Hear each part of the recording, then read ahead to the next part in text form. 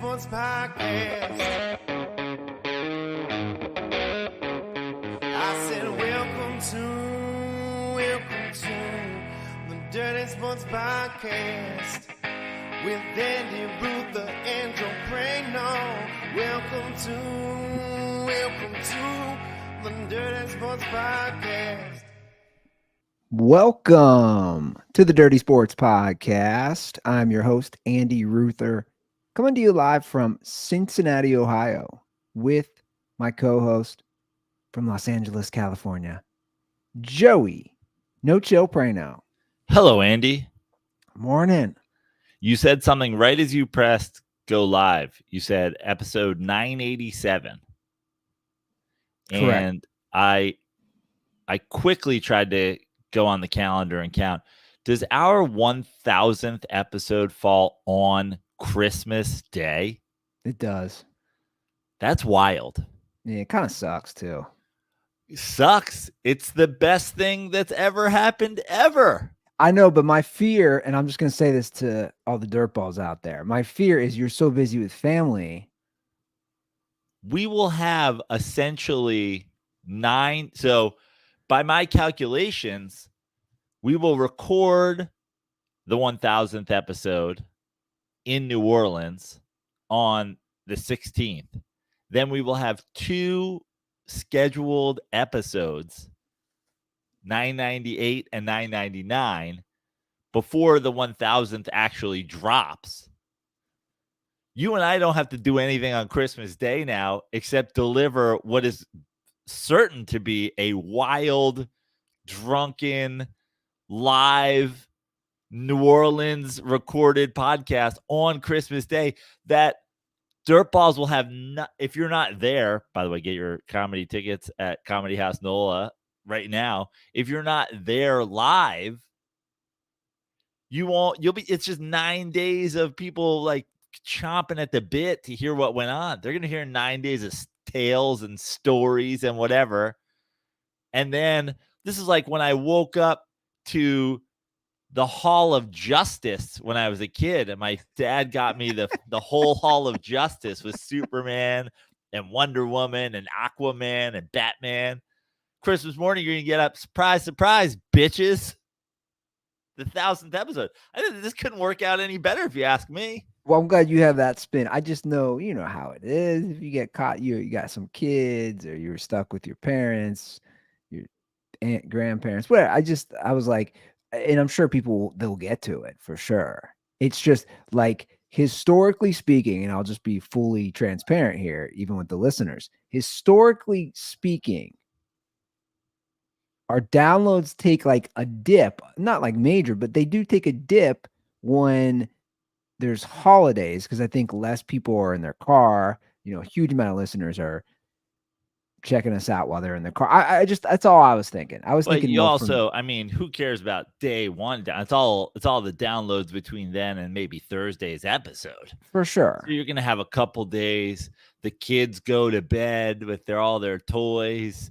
You know, you and the wife finally clean up all the dishes, throw out all the wrapping paper, and then you just say, honey, this Christmas, I'm just so thankful for you and the kids and our health, all the wonderful gifts we had, our family here. But do you want to hear Andy Ruther, Joe Prano, and the Dirty Sports All-Stars just unhinged in New Orleans? Because that's been waiting in my podcast app all day. Sitting in the queue. Then, of course, you got to factor in what is probably 70% of our audience who are just absolute weirdos who have no friends or family and will be spending the day with us. Wow. You're saying 70%? I mean, not you, the listener that's listening to this, but the other guys, you know? I'm not talking about you, guy who's listening to this. I know you have friends, but a lot of our fans don't, you know? So Merry Christmas, everyone. What a backhanded shot. I have to remember this, because in New Orleans now it's basically going to be a Christmas themed episode. Like I was originally going to come in a Eli Manning high school jersey. I might come as Santa Claus. Who knows? Well, it's funny that you just calculated. I did last night, same thing in bed. I had my phone out and I'm looking at the calendar, And I was like, okay, tomorrow's 987. And I did the same thing. I go, holy shit. We did this right, didn't we? Monday, Christmas Day. So, right. Yeah. It's like Monday, Christmas Day is the 1000th episode, Yep. which is a nice little segue. I'll just play the call real quick because we have a call about the 1000th episode. So, this actually kind of works out perfectly.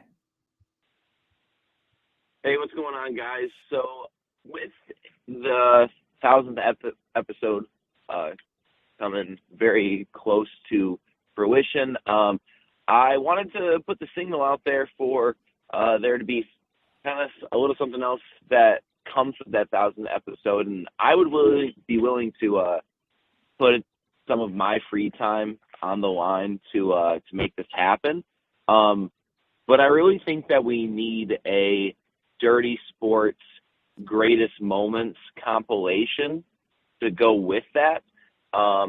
Whether it's just clips of some of the best Joe Prano rants, or maybe some clips of, the best Rutherisms, or, moments of like, does Schiavelli know, things like that.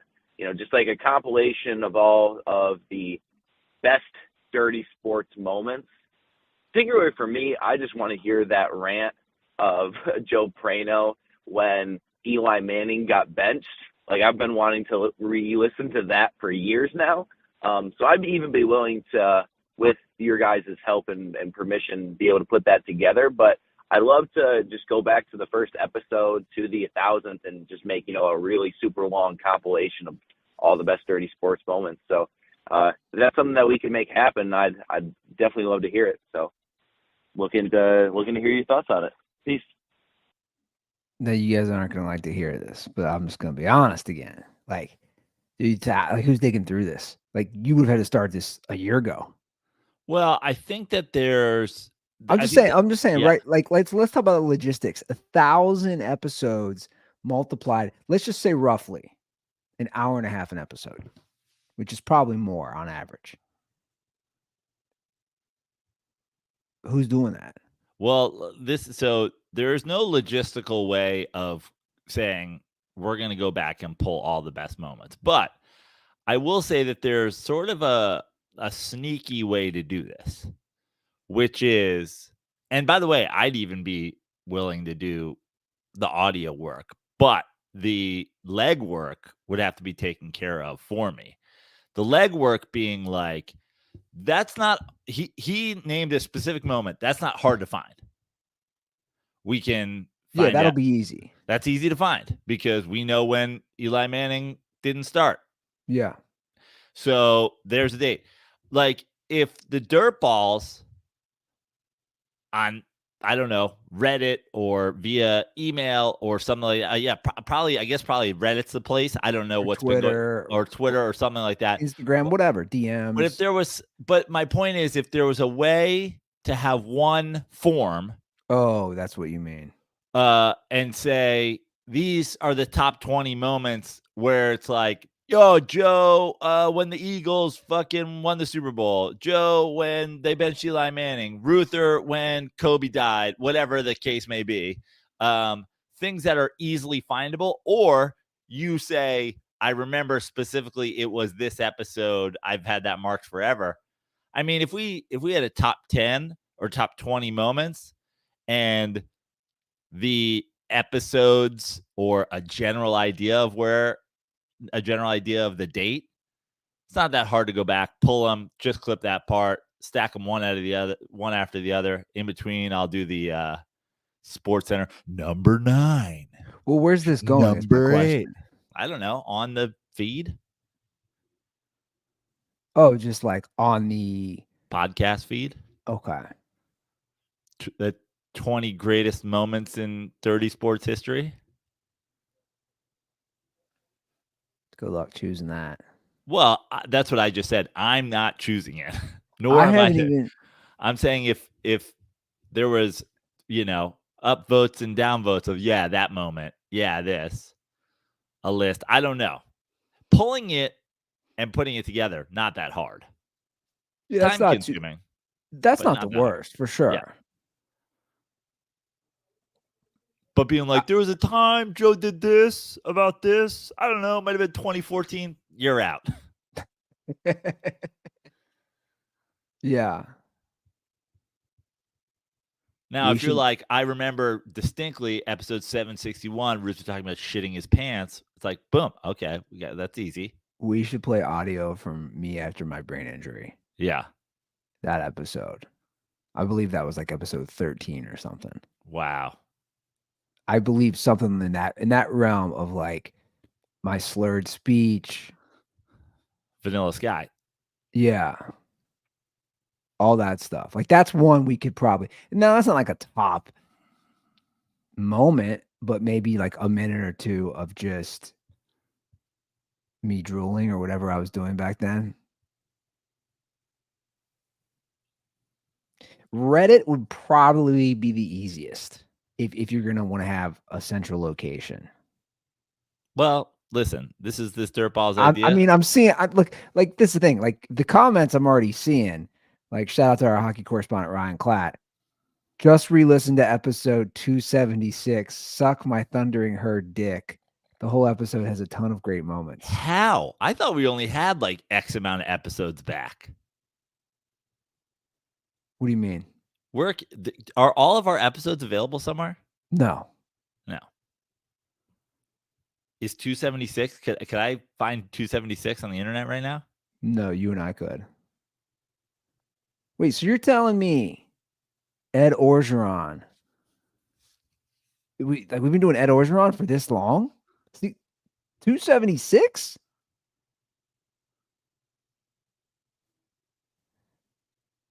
I mean, Ryan Klatt is just coming in. Like, they're dirtballs, a lot of you guys. Me realizing dirtballs have as far back as episode 276 available to them is like when Chris D'Elia found out that you could screenshot Snapchats.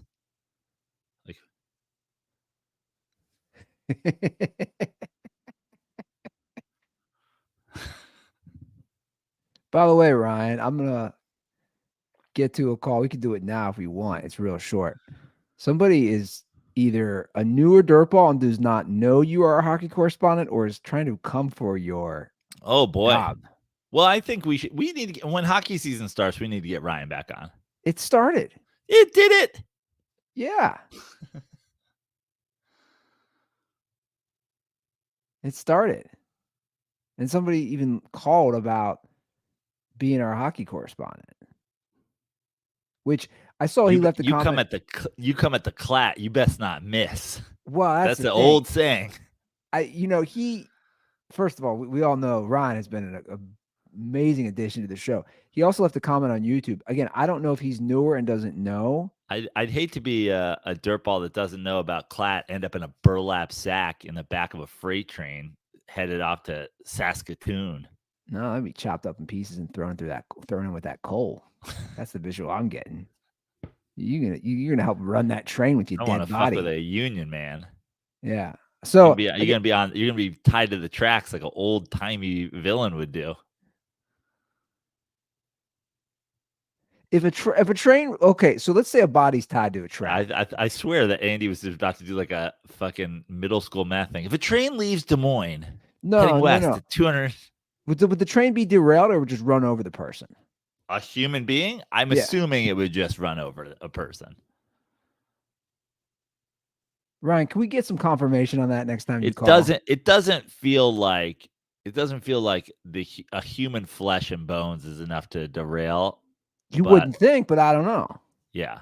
I mean, it's an interesting question. I'm gonna play this call real quick. Hey guys, Dave the Dirtball from Everett, Washington, and for those of you who aren't Washington State people, Seattle, Washington.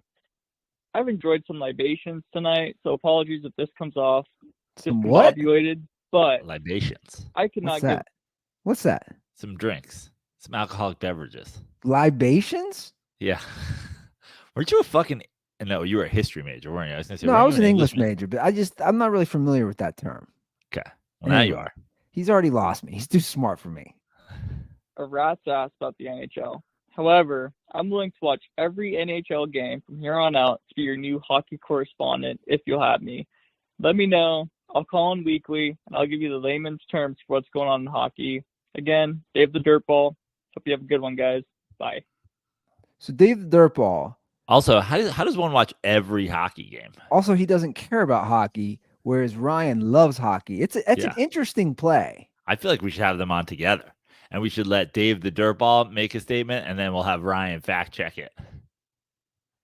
Well, He'll we be have like, I've had some libations, but well, Ryan somebody scored 3 goals in the Sharks game, and I believe that's called a pants trick. And Ryan would be like, it's actually a hat trick. Ryan said he will come on right now to defend himself. He also said the train would not flinch if a human body was laying down. Yeah. Well, first of all, I think it's disrespectful. No offense to Dave the Dirtball to even allow him to come on with Ryan. Ryan is now a Listen. Hold on. Dave has to be a new dirtball, or maybe one of these dirtballs who was gone and then returned. The one last episode which happens from time to time. Didn't listen for 6 years because he was too busy with college. Yeah, but this happens for a variety of reasons. I've seen the dirtball leave and come back. I feel like I've personally driven some dirtballs away that then eventually come back after they feel like I've forgotten about them. But what they don't know is I never forget. You know what it's like? It's like that Zach Braff movie where he comes and he returns home. Garden State. Yeah. But I either Dave, from Dave's voice, it seems like Dave does not know about Ryan, and so I approve of dirtballs that just like want to help and want to be a part of it. And it's like, hey, these guys need a hockey correspondent. It doesn't feel like he's coming at Ryan. He wasn't like, Ryan sucks, you need a new hockey correspondent. True. So I'm not going to take a shot at a guy for just like wanting to help. Well, I'm not taking a shot. I'm just like, not only is Ryan our hockey correspondent, he's our train correspondent, which we all know how much I love the train. It'd be weird if it would also be weird if we got a call like tomorrow. It's like, hey, I'm Cole, Texas Dirtball. Just wondering if you guys need a railroad correspondent. And be like, what the fuck is going on here? Oh man. Or some guy calls and he's like, this might be a weird thing, but I believe Jameis Winston is a Hall of Fame quarterback, and I'd like to discuss it with you guys. Guys, we're all stocked up in these positions. That's funny. Well, I look forward to seeing you guys in New Orleans in 5 weeks. 5 weeks from tomorrow. It's really creeping up. Amazing. I haven't written a single joke yet. This is going to be a disaster. How much time am I got to do? You do as much time as you want to do, Andy. Open with 30. So have you guys seen Coco Melon? Andy, you can do as much time as you want to do, up to 12 minutes. There we go. I'll light you at 10. Which you and I both know in the comedy world, when you tell somebody that, there are people who will take some serious liberties. Oh, yeah. On time. Yeah. Which is still one of my favorite things about the comedy world is I would call them just like the completely habitual line steppers. Yeah, the habitual line steppers. But not only that, the people who are, it's like, are you autistic? Read the room. The room ain't feeling you, dude. Get off stage. You're going on too long. And there's so many. There's comics who run the light. I feel like the mental illness that it takes to run the light comes in various forms. It's like some people who are like, I'm killing. And it's like, no, you're not. And then there's the people who know they're not killing and they're trying to get off on a good one. And it's like, bro, we'll be here all night if you're trying to get off on a good one. Just like get off fucking stage. I was taught at a very young age that you absolutely under no circumstances run the light. Same. And there are some people who never learn that or learned it and just like straight up do not care. Well, the funny bone in St. Louis where I first started doing open mics, during the open mic shows, if you ran the light, you were banned for a month. So basically, it's like disciplining a child. And I think it's smart. Yeah. It's saying, guys, you run the light. You can't come on stage for a month because this is why this whole system is set up this way. And the leeway grows as you grow as a comic, but like, especially on a showcase show or whatever, it's like, what are you doing? Yeah. And traditionally, I'm just gonna say it, and people can call me racist. Black comics run the light like it's no business. I mean, I'm gonna stereotype that. Black comics notoriously are like, yeah, you're light, fuck that. It's like their reparations. Like they deserve the time.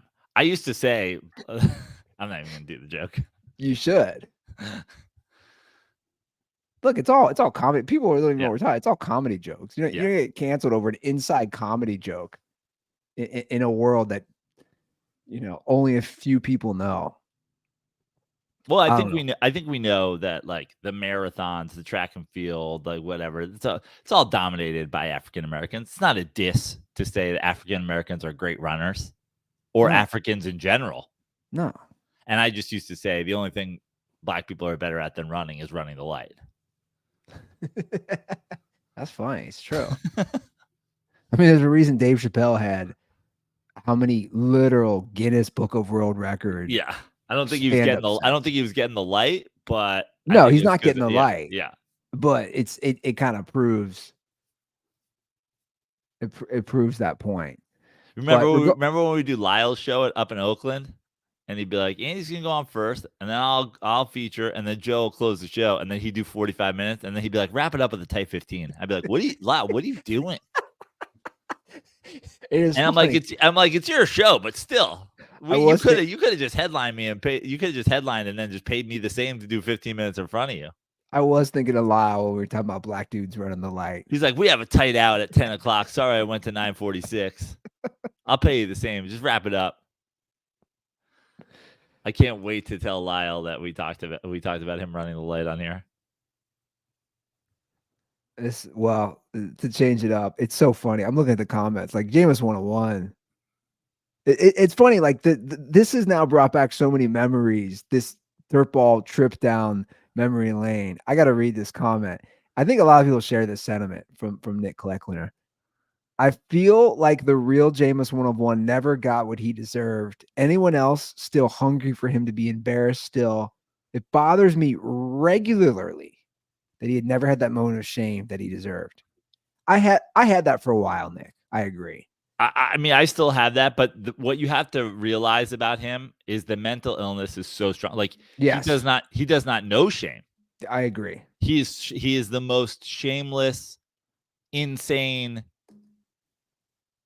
Jameis. I've gone back and forth with him a bunch recently because he likes saying that Jameis 101 had the 4th highest QBR in 2021, which isn't true. Obviously, they rank QBR. He's not even on the list because he didn't play enough games to qualify. Yeah. But if he did qualify, like, let's say that number, if he did qualify, then he would be 4th on that list. Unfortunately, if you included everybody that didn't play enough games to qualify, he'd be like 30th. And he's like, well, that's why my thing says minimum 7 games. And I'm like, oh, the number of games Jameis played? Like, what kind of mental illness is that? Oh, I think that Ethan is severely mentally ill. Oh, I mean, well, first of all, he's pretending like he refuses to admit his name is Ethan. He refuses to admit he lives in Tampa. So he swears he lives in another country. He's created a whole fake family that he lives with. And again, I don't know if he's one of those people who has lied so much that he believes in his lies. Like, does he believe? No. Well, you don't think that? Are you questioning if this man who lives in Tampa, Florida, thinks he lives in another country and has a family of 12 kids? I'm not going to that extreme. It's just, have you heard what they say about Lance Armstrong? Yeah. It's not a lie if you believe it. It's basically the George Costanza thing. Yeah. But I'm saying we don't believe that Ethan, whose address we have in Tampa, Florida, believes he lives in like Belize on an island and goes for a walk with his 12 children. Yeah. But my point is, I'm talking particularly about Jameis Winston. Yeah.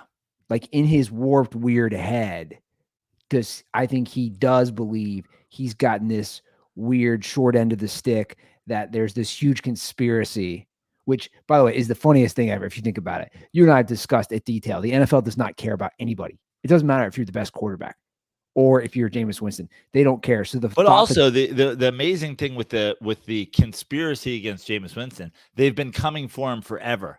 They made up sexual harassment. They made up sexual assault charges. They made up rape. They made up a thing. Conversely, he argues, Jameis, beloved teammate, great guy, man of God. So why? If Jameis is so well liked by everybody, how come the whole world has been out to get him since the day he stepped on Florida State's campus and won them a national title? Like, what is this theory? The reason they don't like him is because I don't have one. Great guy, great teammate, beloved by teammate, great locker room guy. Everybody loves him. Everybody loves Jameis, except the media, who hates him because what? Yeah, he's a lunatic. But the thing is, he'll never, first of all, he doesn't feel shame. And second of all, he'll never come on the show because he'll never reveal himself because he is Ethan. Yeah. And again, he was shocked that we found him. The fact that he DM'd Dirty Sports Instagram, basically fessing up to it. I never even accepted it. You know, you can see it without accepting it. The fact that he fessed up to it is still the funniest thing ever. And guys, we're talking about Ethan himself. There's no Jameis 101 Instagram feed. He himself fessed up to it. He's basically Brad Pitt and Ed Norton in Fight Club, except neither versions of them are handsome. By the way, New Orleans probably not too far from Tampa. We went to a little road trip mid 1000th episode, Dirtball Meetup. Just putting it out there. Well, I would be worried about the opposite. I would worry about somebody road tripping from Tampa to New Orleans who knows exactly where we'll be at exactly what time. I'm not. I don't think he's in that world. Like, I don't think he's paying attention. He's definitely not paying attention to us. He's not paying attention to anything. He's a weirdo, man. You know what? And this will be a great way to transition to this Michigan story. He kind of has vibes of the Michigan coach that was stealing signs. Like going to next level loony town. This Connor Stallions. Is it Stallions? Stallings? How's it pronounced? Do you even know? Do we care? No, we don't care. Everybody knows who we're talking about. This story's been going on for weeks. And we really haven't talked about it. Which to me was like, okay, fucking college football. Full Jay Cutler. Don't care. But it's gotten insane. This is Bishop Sycamore level with one guy. I wouldn't go that far, but I know what you mean. I mean, as far as the scale of insanity, and I sent you. I mean, if we find out that the guys that he was like taking to Central Michigan and like putting in Central Michigan jerseys and like putting on the sidelines with him, he also put in a Suburban and then ran over animals and then backed over them and then like painted his face with the blood. Yeah. Until that happens, I don't know if we can talk him in the same realm as we do the absolute murderous psychopath. Well, the Bishop Sycamore guy. The story continues to evolve. We haven't really talked about it, but I sent you a breakdown, which was the best way to look at the timeline. And even that timeline, there's so much there that's happened since October 19th when the NCAA started investigating for him stealing signs. He gets suspended. Basically, it's reported from ESPN finally, he had purchased tickets to more than 30 games at 12 different Big Ten schools over the past 3 seasons. My favorite, though, so far, is that he ended up on the Central Michigan sideline literally like he's a coach. We have a call about that one, which is pretty funny. What's up, boys? Bryson here, calling from beautiful Denver, Colorado. Loving the move out here. Made a great choice. But this Michigan thing, Andy, it's great. I figured you get really into this, like your Bishop Sycamore thing. So now it's been released. This guy disguised himself as a Central Michigan staffer, dressed up, got on their sidelines when they were playing Michigan State. There's pictures and videos of him with like these recording glasses on the sideline, like the little blue light in the corner of his glasses turns on. He's recording stuff. Michigan's trying to deny it, or not deny, but necessarily like, oh, I don't think that's him, blah, blah, no. But Central Michigan's coach damn near confirmed it, because when he's asked about it, what he says is, we don't know who it was. We're not sure if it was the sign stealer, but we're doing an investigation to see what was going on in that game. But this is what's even more crazy. It was just as bad on Central Michigan's coach, Jim McElwain. How the fuck do you not know who's dressed up on your sideline as a coach? How do you just let that go by you? Makes you think he's in on it, helping Michigan or something. I'm not sure. I believe he coached with Jim Harbaugh or something at one point, but how do you not know who's on your sideline in coaching gear? This is just getting crazier and crazier, and I think it's hilarious. Stay dirty. So I do love that. I do love that he's literally on their sideline. Yeah. With glasses, recording glasses, grew a little facial hair, and nobody knows. He's just a guy wearing a Central Michigan Nike collared shirt. Now, college football teams are so goddamn big. You've got trainers, you've got whatever. Like, you could be on a sideline and not have anybody know. But the question, I guess, is like, there is some link. Like, he had to get on there somehow. Somebody there knew something. Like, you don't just end up on their sideline. You got to have a sideline pass. So how did that happen? Now, is it the head coach? Is it some guy on the staff who went to Michigan? Is it some like whatever? Who knows? But it's insane that he was there. What are your thoughts on? So, the Jim Harbaugh angle of it is like, I don't know anything about anything, which is fine. But it's like no fucking way, right? But even if you're doing it, like, it has to be going to someone. So here's the thing. There's no way Jim Harbaugh didn't know, because one, coaches talk. And I'm about to show the video.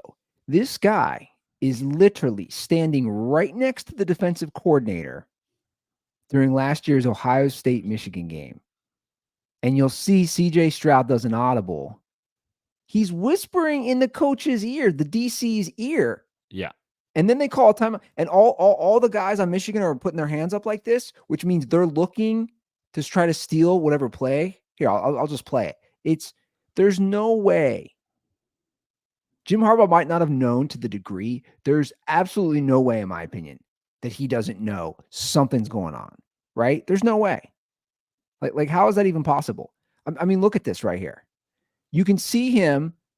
He is behind CJ Stroud on the back left. Watch him in the coach's ear. He's holding the white clipboard. Look, he's looking over. He's whispering something. Look, every coach and player on Michigan is putting their hands up. Like they know the call. They're putting the index finger up.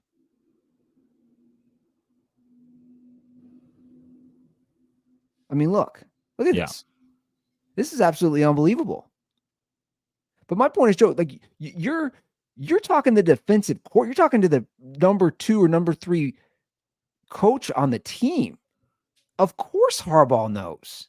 Yeah, I mean, if the whole team knows, then what are we talking about? I really haven't been following this, but if the whole team knows that this is the whole team is holding up their index finger, they know the fucking play. Yeah, or at least they know what the call's supposed to mean. Now, Michigan's to the point. This is to the point Michigan countered.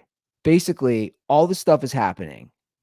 The Big Ten is threatening a suspension of Harbaugh. They're threatening all these things. Apparently, Michigan and Harbaugh are willing to take this to court, a la Tom Brady, the Patriots route. Well, so in what I read, and I don't know if it was the article you sent me today, which this goes back to the Astros thing, which is there's a reason there's signs. There's a reason Chip Kelly all those years ago did the big heads and the 4 thing. And there's each one of these things, each one of these schools has 5 guys in different color shirts and whatever. Like, so people are stealing signs all the time. People are stealing signs in baseball all the time. Where what the Astros did that was illegal was use the camera to relay it and then use the fucking, like, honestly, if the Astros had been stealing the signs on the field with their eyes, and then some guy had been banging a trash can, it technically wouldn't have been illegal, but because they used video cameras to do it. So now in college football, obviously, we're not going through this whole thing. We're not putting up poster boards with 4 spots, and one's got Barney the dinosaur, and one's got a Big Mac, and one's got Lee Corso in a fucking leprechaun outfit, and one's got, a shirtless Coach O on it. Like, there's a reason there's a system, is because you think people might be stealing it. And apparently totally legal to do that. But where it becomes illegal is having a guy that pre-scouts, having a guy that's recording other team signs at games that you're not participating in, and then coming back and reviewing it. And so that's Michigan's counter. I don't know if you saw Michigan saying everybody is stealing signs, which of course they are. Like, again, like you discussed with baseball or any other sport, of course they're stealing signs. So Michigan's saying this is a problem, especially within the Big Ten. Now, here's the thing.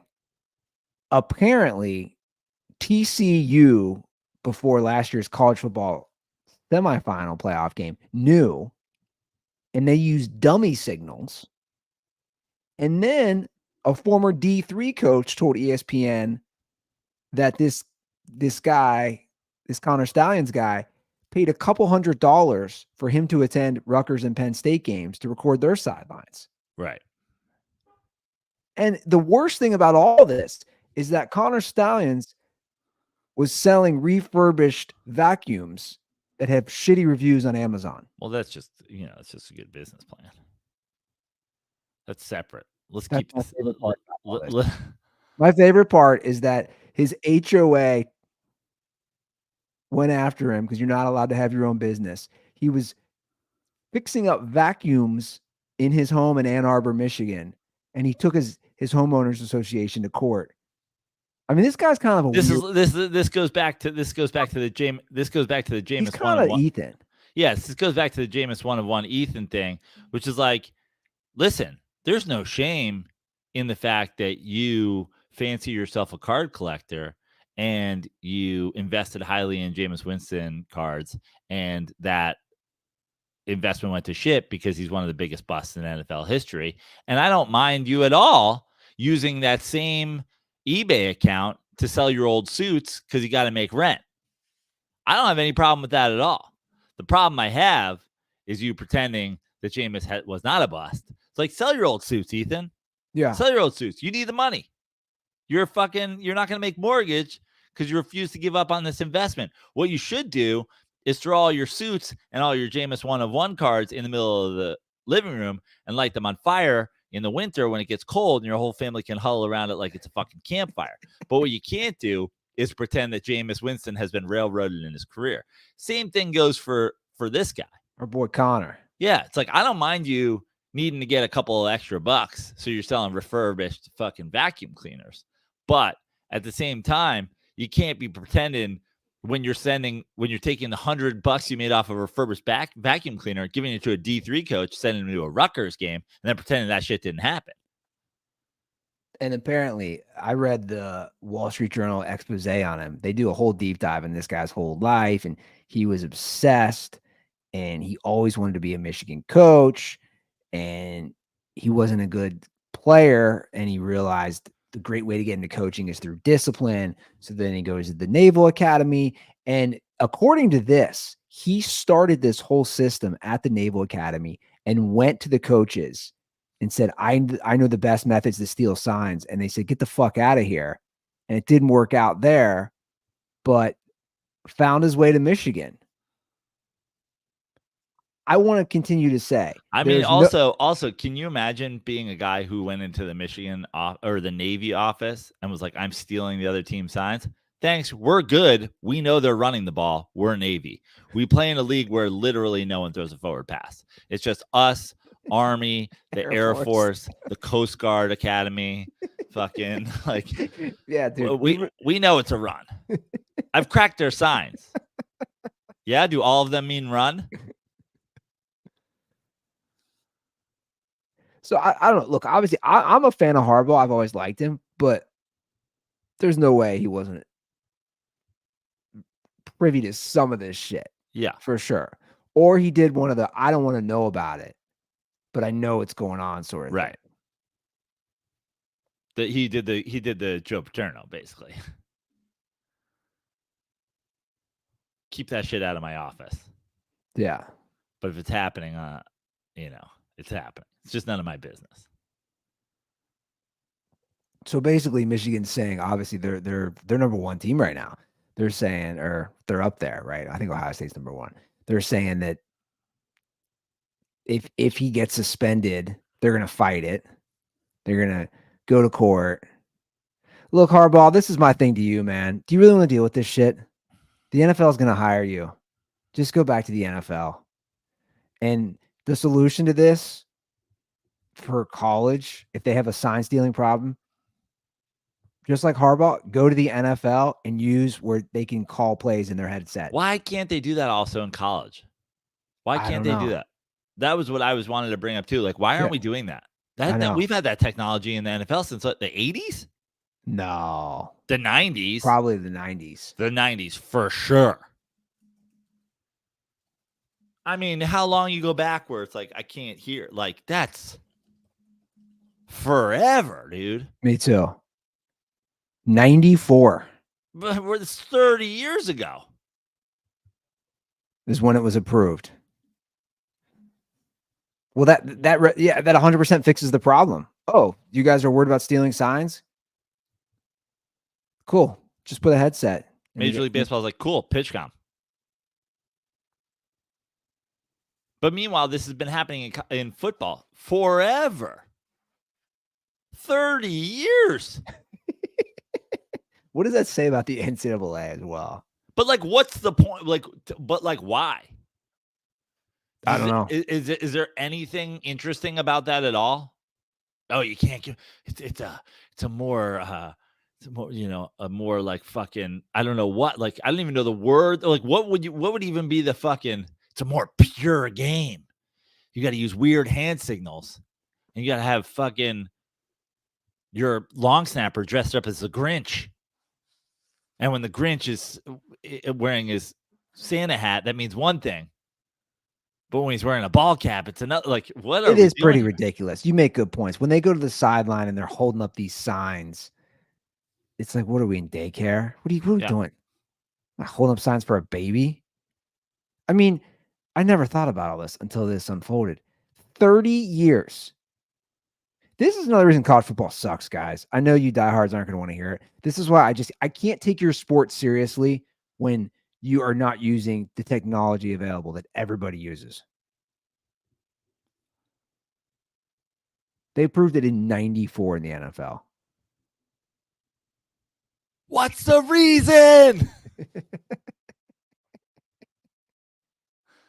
Like, I'd love to hear, like, if you're one of those weird people who loves college football, call it, like, what, like, explain it to me. Talk to me like I'm 5. Use huge poster boards with pictures on it and explain it to me. Why are they against communicating via the helmet? I mean, it's so ridiculous. It really is. Just you know, that's kind of a silver lining through all this that no one's talking about, to be honest. So we'll see. I do think it's an interesting scandal because of this guy's history and this guy being a lunatic, and this guy, you know, again, I was reading, he represented himself in court when the HOA sued him. And his reason that the neighbor down the street was a Michigan State fan, and he was saying some wild things in court.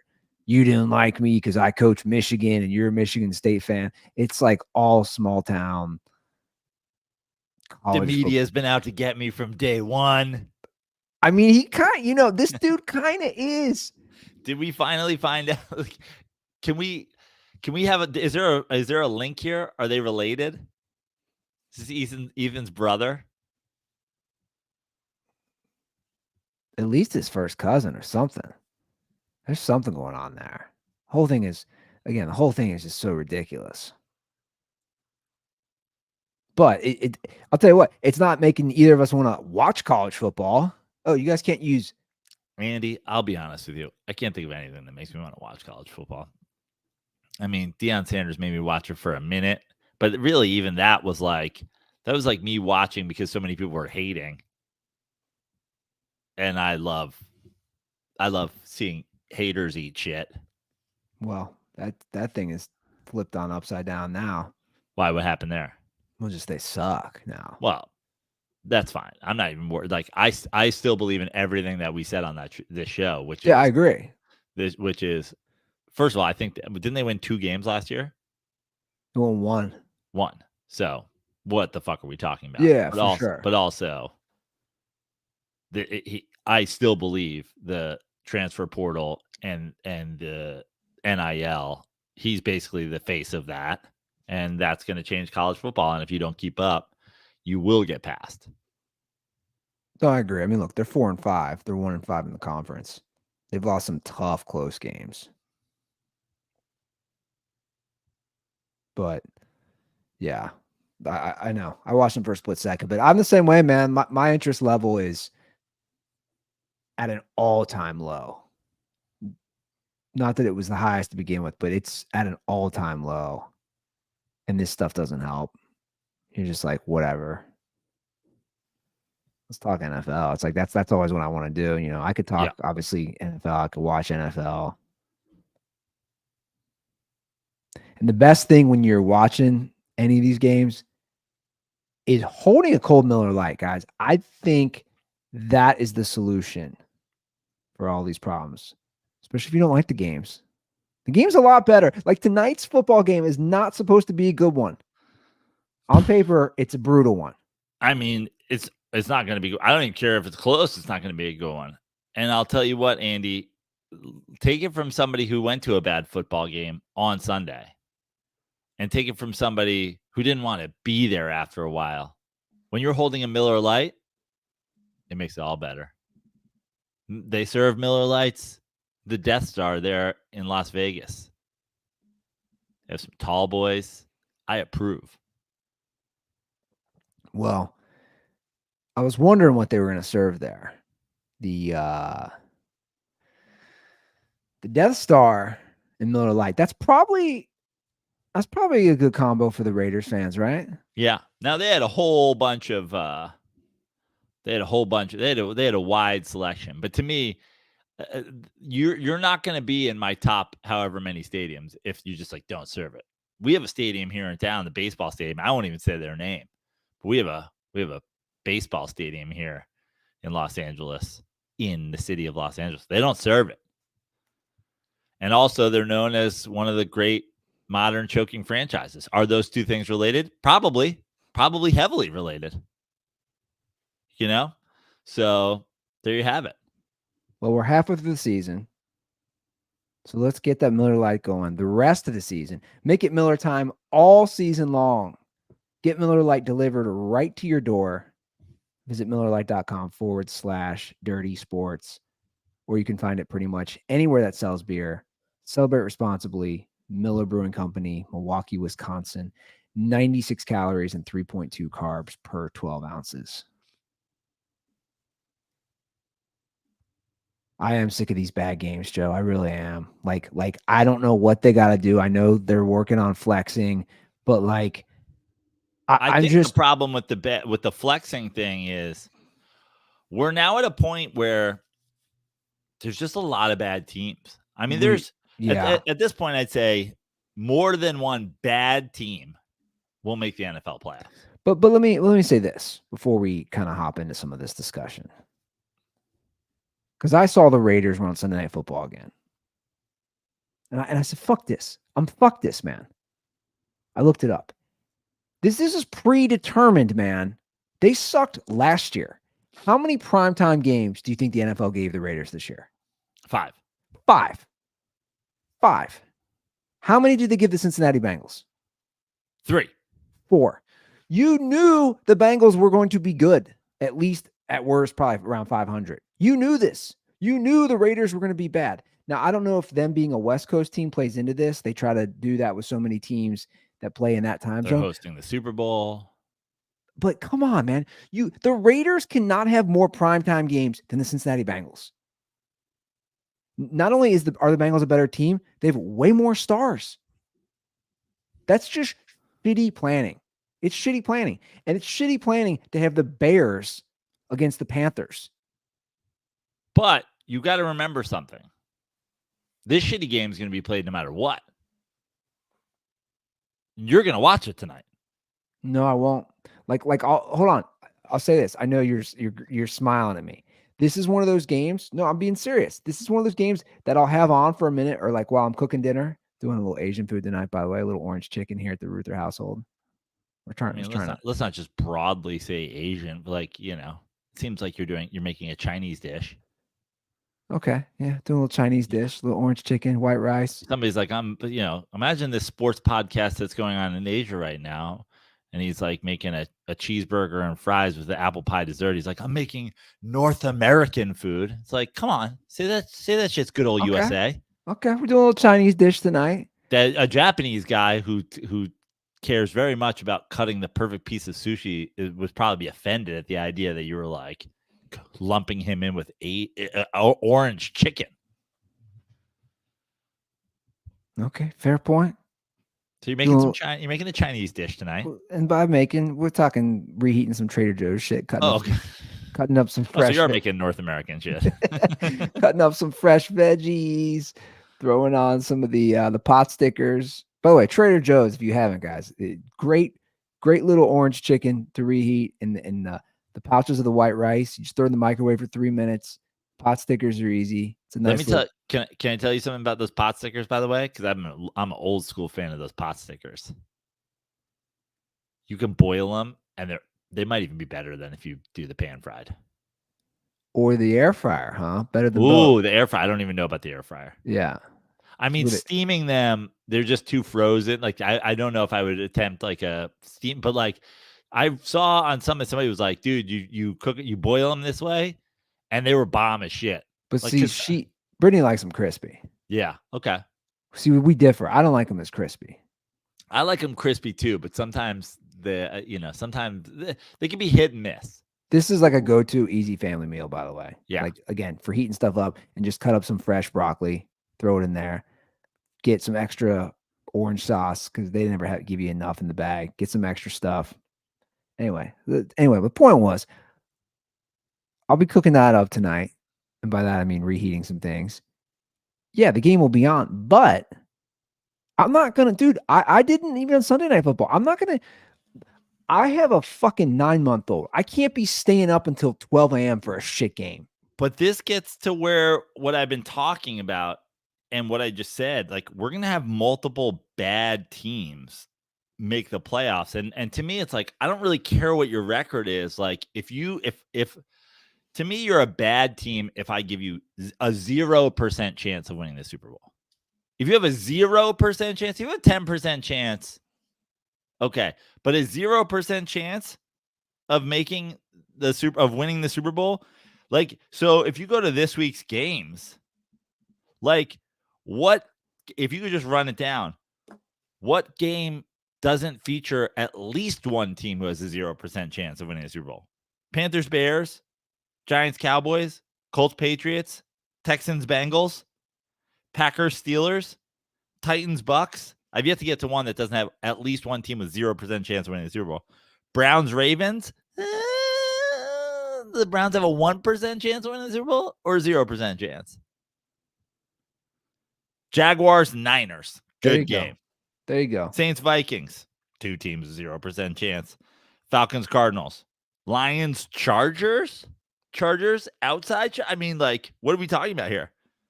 Commanders, Seahawks.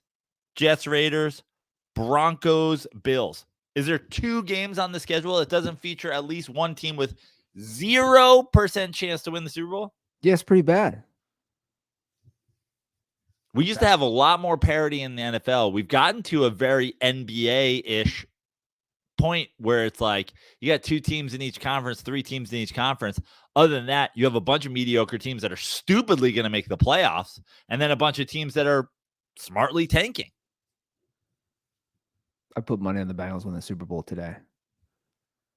Who are you? Let me explain why. Let's not forget my bet. That line keeps moving. So, quick reminder, I'm just hedging my bets. I have $1,000 bet out there that Burrow and Zach Taylor will never win a Super Bowl together on the Bengals. So, I should have done it when they were real low, but I saw on the FanDuel line was still somewhat favorable, and I was like, okay, I have $1,000 bet. I put down $80 today. They're at plus 1,300. The payout's 1040. So I was like, okay, I won't really lose that much if the Bengals win the Super Bowl. I'm gonna get that bet in. $40. $40. That's what I'm saying. Yeah. That's all I'm losing. It's $40. And I also, just for the hell of it, went back to both you and I preseason pick and threw $25 down on Burrow winning the MVP. Wow. Definitely should have gotten that a lot lower. Yeah. Mahomes is still the top dog, man, as far as gambling odds. And the only reason I didn't pick Mahomes this year, honestly, is because I said it last year, and it's just like it feels fatigue. It feels fatigue to pick it again. I mean, I think I picked the same Super. I don't know who I picked in the Super Bowl last year, but I think I definitely picked the Chiefs to win it. I forget if I had them playing the Niners. I feel like I did, and then I picked it again. You know, you don't want to get there, but what's wild? That also proves your point, though. You know what I was about to say? It's wild because when we go into our season preview, the common conception that we've sort of lived with our whole lives is playoffs are going to look totally different than they looked last year. Teams in the Super Bowl don't go back. It's like our whole lives, the idea of picking the Niners and the Eagles and the Chiefs and the Bengals it would be reckless. But now it's the smart play. Yeah, it does. It does go back to that. The lack of parity within the good teams. Like you're just so top heavy. But for years, remember, it would be like there'll be 3 or 4 new playoff teams in each conference. Teams that just didn't even make the playoffs last year. No, you're right. Even recently, Rams suck. McVay comes. Oh shit, playoff team. Where'd they come from? Oh, that Falcons team that made the playoffs. Where'd they come from or made the Super Bowl? Talking like Dirty Bird Super Bowl, 90s. That Rams team that won the Super Bowl, greatest show on turf. Yeah, there really was lots out of nowhere. You're not, well, recently, come on. The Bengals just did that. We're forgetting them. Right. I'm not even talking about forget the Super Bowl. I mean, you would go, I mean, in my lifetime, I'd say the majority of seasons, I mean, you would have at least 50% different teams just in the playoffs from year to year. Like the worst thing you could possibly do if you were prognosticating on a preseason pick would be to pick all the same teams to go back to the playoffs. You're right. Until very recently. Now it's the safe pick. It is. It's 100% the safe pick. That is crazy. Well, the line on tonight's game. And by the way, let me just say one thing about that. I think the reason that happened is more and more people are coming around to the idea of if we can't win the Super Bowl, we shouldn't even try to win the fucking division. I think you're right. Now, you can go and look at the Dirty Sports Twitter feed right now. I've been going back and forth with Lunatic Fan, who I blocked on my personal years ago. But a lunatic Minnesota Vikings fan. So why'd who's you block him? I read some. Okay, so I read some of this. I mean, I blocked him years ago. I know, but I read some of this before we started our show. There's Kinda- the people. Okay, I'm just gonna say people are, and I think there's a justification because there's a Reddit thread going on now too. I know you claim you're not on Reddit, which I don't. I'm know not. why. I haven't been on it. So people are calling you out saying you need to admit Daniel Jones fucking sucks. What's amazing about this is, oh my God. And here we go. Go on Twitter, search Daniel Jones contract. I replied to people. And in fact, I circled in red, don't give Daniel Jones $40 million. I circled it. The difference, what people don't understand is stop comparing giving a guy $40 million for 2 seasons to turning your franchise over for a decade to Kirk Cousins and making him the highest paid quarterback in NFL history. You people are dumb. You're dumb. You're stupid. You're dumb idiots. You don't know that. You just don't know how money works. Giving Kirk Cousins $40 million 7 years ago now. He got paid more than Michael Jordan. Yeah, Michael Jordan played in the 90s, dog. Do you know how inflation works and salary caps work? Stop comparing giving Daniel Jones the 13th most money in the NFL at quarterback to making Kirk Cousins the highest paid player in NFL history. What are we talking about? You guys embarrass yourselves. Who gives a shit? What do you want? Like, what do you want? I didn't think the Giants should give Daniel Jones $40 million.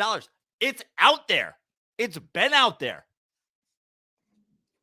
What is the question? So when you go and you look at this thread that I have with a delusional Vikings fan, he's ecstatic. He's ecstatic. They're going to be the 7th seed and lose the first round again. He's ecstatic. Ecstatic. Look at us. We're the model franchise. We desperately need a franchise quarterback, but instead we're going to trade draft capital to get Josh Dobbs and be the 7th seed and lose. Imagine not understanding the game of football on the most basic level. Andy, we have just talked about it in the last couple weeks. Vikings, improved defense. Vikings, best receiver in the league. Vikings, competent head coach. So what is wrong with the Vikings? Why can't the Vikings beat the Niners? Why can't the Vikings beat the Lions or the Eagles? Why aren't the Vikings going to the Super Bowl this year?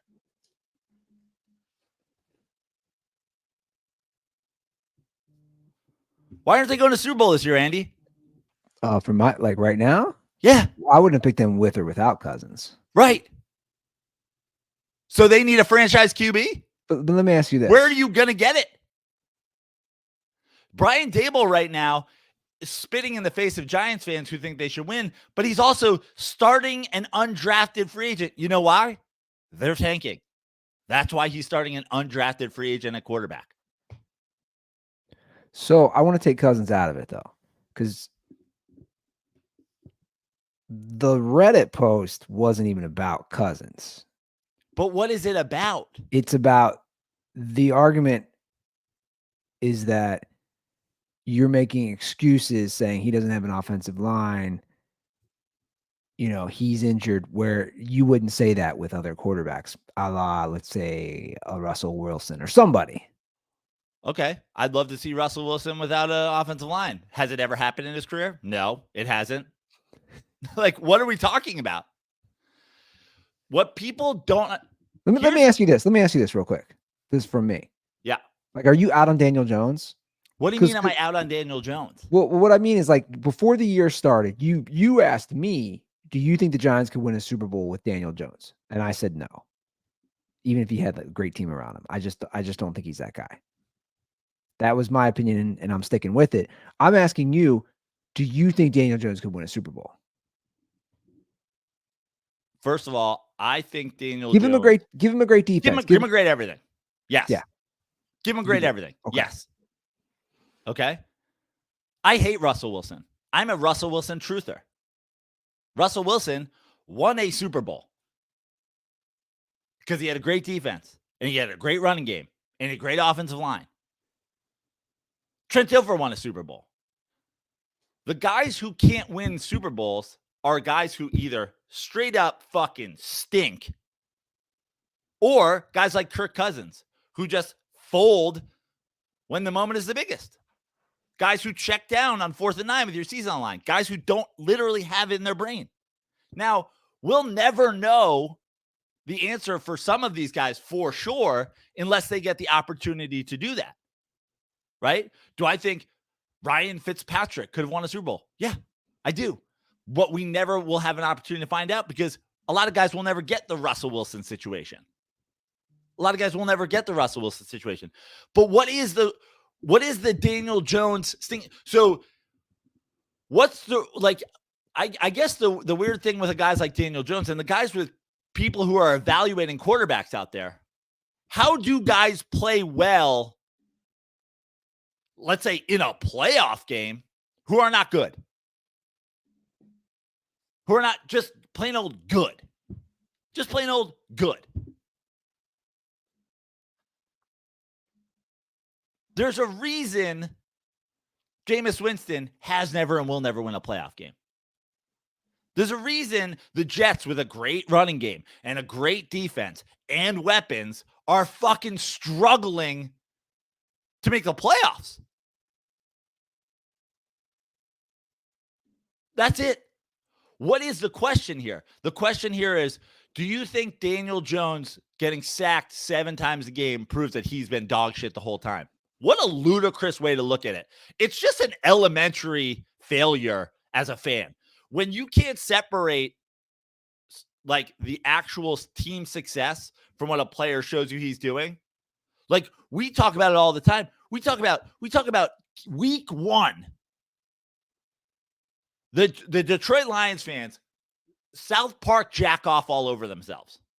And everybody in the world who's a reasonable football fan goes, nice week 1 win when Patrick Mahomes didn't have Travis Kelce or any receivers.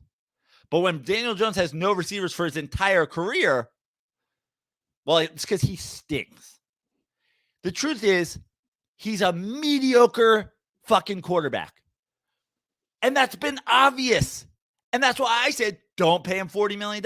Now, also, when you win a playoff game, what are you supposed to do? Would it have been smart for the Giants to say, we'll tag you and we'll give Saquon Barkley the money? Yeah. But then what? The whole world out there when Saquon Barkley gets injured in week 3 goes, Saquon Barkley sucks and they wasted a fucking long-term contract on him and blah, blah, blah, blah, blah. They're caught in a fucking no man's land. They should have tagged him, though. They should have tagged Daniel Jones? Yeah. And then paid Saquon Barkley. I mean, hindsight's obviously 2020. Right. So here's the thing about Daniel Jones, though.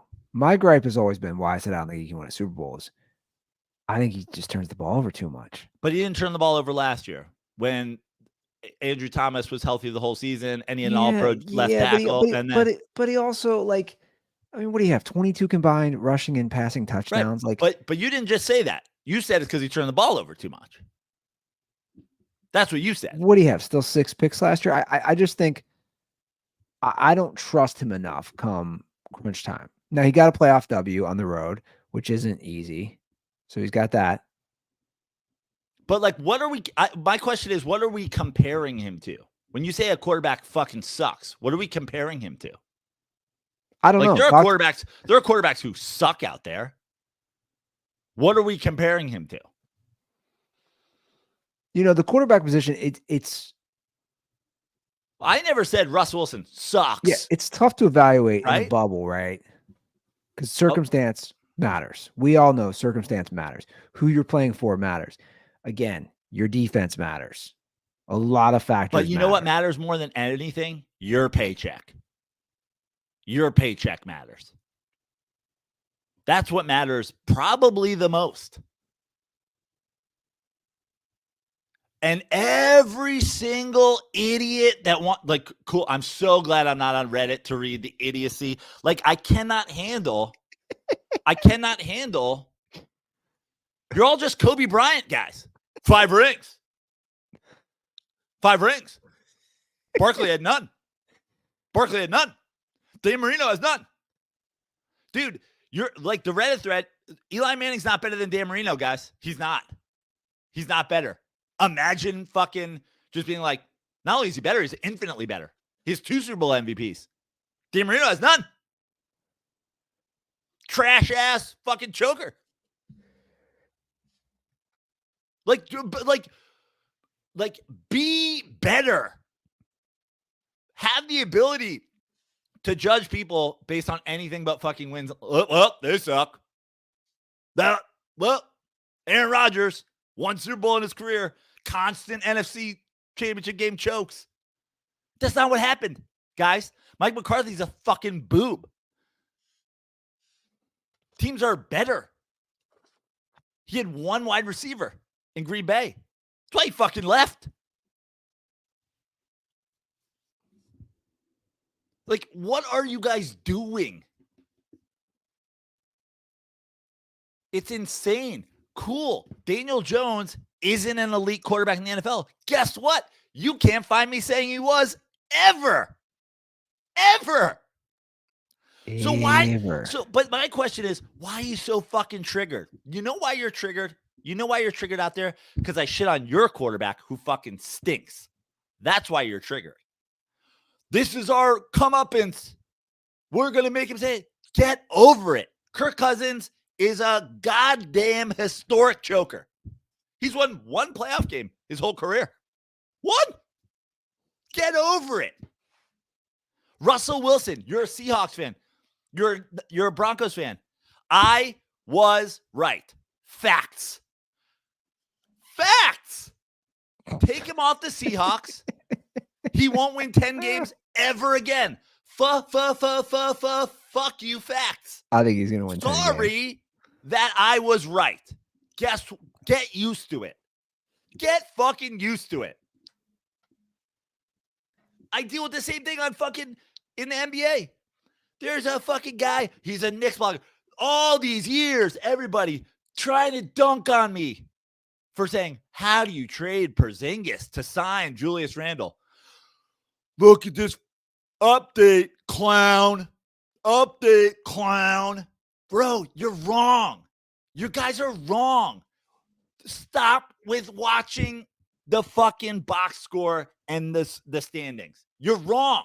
Julius Randle has stunk the whole time. And now suddenly he's shooting 20% on the year? What do I have, a fucking crystal ball? No, I watch the games, you fucking morons. Stop playing fantasy football and then coming here and trying to talk real football with somebody who watches the games. It's an embarrassment to you. Jared Goff, Matthew Stafford, most overrated. All he does is stockpile fucking 4th quarter yards when they're losing. He immediately won the Super Bowl. Immediately. What are you guys doing out there? The divide has never been greater between the fantasy football dork and the people who actually know what the fuck they're talking about. You're dorks. Saquon Barkley, he's a bust. Bro, he's getting hit behind the line. Imagine being out there and thinking half of these guys are better than fucking Saquon Barkley. Like, imagine it. You just don't watch. Every once in a while, somebody slips through the fucking cracks. Every once in a while, somebody's drafted too low or is drafted too high. We saw it with Aaron Rodgers. We saw it with Tom Brady. We saw it with Daniel Jones. They drafted him too fucking high. We knew that. We all knew that. But the bottom line is, you're not smart because you think that, holy shit, fucking, this guy fucking stinks. Like, dude, a thousand fucking analysts break these guys down. 1,000 analysts. And you think you're fucking better? Like, what are you talking about? Well, I'm gonna put in a request. You guys can add that rant to the Dirty Sports compilation from. I'm past just so episodes. sick of hearing from fucking guys. Like, what is your point? What's your fucking point? You're a Vikings fan. It ain't going well. Now let me ask you. Let me ask you something, Andy. Let me ask you something. To be totally honest with you, Jalen Hurts learned to be an MVP quarterback sometime in his first 2 seasons in the NFL. Just trash. Just terrible. Just turning the ball over. Couldn't start over fucking Carson Wentz. 2 years later, elite MVP. Just learned the game. Didn't learn it from Nick Saban. Learned it from Nick Sirianni. It's almost like his team is really fucking good. It's almost like he has one of the best offenses in the NFL. It's almost like he has one of the best fucking receiving cores. Can Jalen Hurts win a Super Bowl? Yes. Did Jalen Hurts single-handedly blow a Super Bowl? Also, yes. Untouched fumble in the Super Bowl. Turning point in the game. Yeah, difference maker, that's for sure. In a game where he actually played great besides that, but one play, it's turnovers. Okay, so glad we got that off our chest. Carson Wentz, by the way, just got signed. Yeah, I know. Can you imagine? I mean, just put Carson Wentz MVP in Twitter. Just put Carson Wentz, like, just about all the people. Carson Wentz is fucking GOAT. Carson Wentz is the MVP. Carson Wentz is the top 5 quarterback in football. Based on what? One season where his team was winning a lot of games? Just absolutely dominating personnel-wise? You're embarrassing yourselves. Kirk Cousins is 13-3. It's all justified now. How'd that go for you guys? How the fuck did that go for you?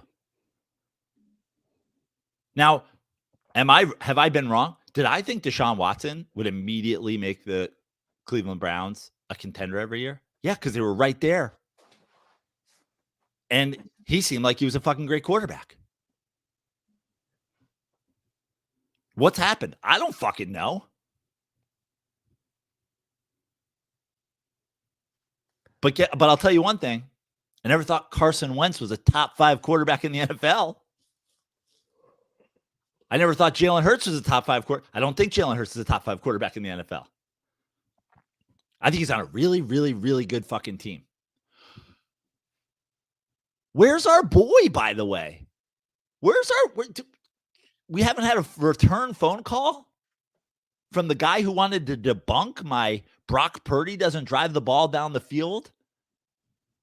We haven't gotten a call since Deebo Samuel's been out. I think that was Nick. We haven't gotten a fucking call. It's weird. Brock Purdy is him, was what I was told. Why are you a hater? Me, a guy who fucking wore 80 playing football because I loved Jerry Rice and the Niners so much. Why are you hating? He is him. Big cock Brock. Where are you guys? I said it. You came after me. Now you've disappeared? Now you've disappeared when his all-pro starting left tackle is hurt? Now you guys have disappeared?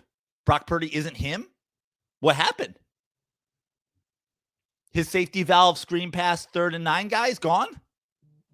He's not big cock Brock? Did his cock shrink? What is it? The cold air as it got crisper in Northern California?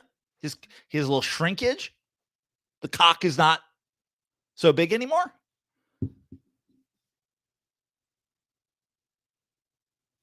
Watch the games. Stop embarrassing yourselves.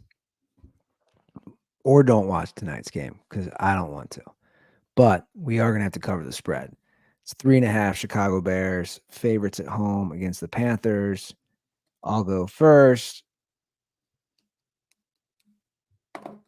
Panthers suck. I'll take the Bears to cover. In Chicago? Yeah, and that forget the guy's name. He's starting for the Bears. Half-point hook Thursday night. I'm gonna ride your Panthers train. My Panthers train. That's They're right. gonna win a game this year. All right, And they got no reason, and they got no reason to lose games because they don't even have their fucking first pick because they traded it for fucking Bryce Young. Yeah, who, by the way, I would just like to say, I don't think fucking stinks. I think he was the first overall pick. Now, it's too early to tell if he's good, but it's also too early to tell that he fucking stinks. Now, Justin Fields, on the other hand, I know a lot of you guys who stockpiled fantasy points last year with all his rushing yards. I know a lot of you guys have already lost your money on your MVP, Justin Fields MVP bets. But some of us who haven't played fantasy football in a decade thought that Justin Fields for MVP was the most hilarious thing that's ever happened in the history of the world. Now, of course, he will not be playing because Russian quarterbacks in the NFL tend to get hurt, as I've also fucking said. All right. Well, Germany gets another game in Frankfurt. Colts are 2-point favorites against the Patriots. Ugh. You're up first. Let's just get through this one. I don't want to talk about it. I've gotten burned on the Patriots so many fucking times. Each way is up. Like, it doesn't, whichever way I pick them, they're going to fuck me. So I'm not going to support them in fucking me. I'll at least pick against them. And I look forward to them winning this game. I'll take the Colts and I'll take the Colts and me getting fucked by the Pats. I don't like the Patriots this year with picks either. They've killed me. I'm still going to take them this game. Well, only one of us can get fucked. Yeah. So, all right. Cincinnati Bengals, Houston Texans in Cincinnati. Bengals are 6.5-point favorites. This line has dropped a little. I have been invited to this game. Not sure if I'm going. What's the reason not to go? I don't know. I got some other shit going on here, you know. And look, the games are fun, but you know, it's a commitment, man. Like, it was all day. Plus, I think they're going to win. Let me ask you something, Andy. 3 seasons from now, so that'd be 24, 25, 26. 2026 NFL season. CJ Stroud, top 5 quarterback in the league? Yes. Projecting that way. Wow. Here's my thing on rookie guys. If you can have the type of rookie year he has for a shit team and a shit organization, that's the most telling thing to me. That right? Like Joe Burrow, even though he got injured right away, you're like, okay, he's putting some games together. He's going to be good. I agree. Right? Andrew Luck, to a team that won, one game? Peyton Manning. It's like, if you can take a shit organization and hover around 500, you're going to be good. Agreed. I think they covered the spread even. I think, you know, the Bengals are obviously playing great football right now. Arguably the best football in the NFL. Won 4 in a row. Last 2 games, they've looked great against good teams. But I think this is it's a trap. It's at home. I don't think Chase is playing. I don't think it matters really. It's almost like Joe Burrow, by the way. I listened last week to the show. I said they need to trade for that tight end. The Bengals tight ends had 10 catches last week. 10 catches. You know, which is crazy because, like, I mean, at this point in the NFL, tight end is sort of your fucking safety valve. Not even a safety valve. It's kind of your cheat code, right? Because like the NFL, the tight ends just keep getting more and more athletic. but you can't guard them with defensive backs, and it's hard to guard them with linebackers unless you have one of those elite guys that can run with them. It's a cheat code. And to be totally honest with you, I think you're better off having an elite receiving tight end than you are having an elite receiving number one receiver, because you're just going to get matchups. You're just going to get matchups. Yeah, it is. It is a matchup advantage. So I think the Bengals win, of course. I'm going to take the Texans to cover. 6.5 is big. 6.5? Yeah. This is right there. Jamar Chase not playing? Probably not. I'll take the Texans as well. I just think 6.5 just feels like a big coming out game for the rest of the world to see what CJ Stroud does. Now, I could also see them, I could see the Bengals winning this game and winning big, but I don't like it for sure. Chase. Well, that would set up, I don't think they're looking ahead, but next Thursday after that is Bengals Ravens in Baltimore. So there could be a possible looking ahead. I don't think so. I think they're pretty focused. But, that would obviously be a reason to go see CJ Stroud live. It's just like, this is where I'm getting old, man. We talked about it, like the viewing the game versus going to the game and the commitments and all that shit. Saints Vikings, 2 5-4 teams in Minneapolis. The Josh Dobbs show continues. Saints are 3-point favorites. You're up first. The Saints are 3-point favorites in Minneapolis. Yeah, I don't Wow. I don't know about that one. This could potentially maybe get the get people out of my mentions. Maybe you guys should be tweeting at Caesars or MGM or FanDuel or DraftKings. Now, listen, I think the Saints obviously in a battle to win their division. Do I think either of these teams have 1% chance of winning the Super Bowl? No, I do not. But one of them has a chance to win their division. Theoretically, I guess the Vikings would be there too. They'd have to beat the Lions. I think the Cinderella Josh Dobbs story be a fun one. It'd be a fun one for them to go and win and then still extend Kirk Cousins, as I believe that they're going to, which gives me so much joy. But I think the Saints win and cover. I disagree. I have not been impressed with the Saints offense. Well, there's nothing to be impressed with. Yeah, that's my point. Close game. Not sure who wins. I think it's a real close game. I'm gonna take this. If this was a half point either way, I'd take whoever's on that one side of it. 3 is tough. It is on the road, but it is inside. True. I'm still sticking with the Vikings. All right, Packers Steelers in Pittsburgh. Steelers are 3-point favorites. I'm going to play a quick call about Kenny Pickett for you. Hey, this call is from Jordan, the number 1 South Carolina upstate dirt ball. I want to touch on 2 things. First of all, hatchback. Don't let anyone talk shit about a hatchback. Best type of car out there. So much fun. My first car was a hatchback. I miss it every single day. Number 2, don't let anybody talk shit about a van. You've got to get you a van. Turn it into a camper. Go out in the woods. You know what to do. Great family vehicle. Like Joe said, throw all your shit in it. You're good to go. And then sports related, I kind of want to know, I'm a Steelers fan. I kind of want to know what Joe Prano sees in Kenny Pickett. I kind of like Kenny Pickett, but I don't really know what to think. He's got that fourth quarter gene. That can't all be, first 3 quarters can't all be bad offensive coordinating. Why is Kenny Pickett only good in the final quarter of the game? I also want to know, what Joe Prano sees.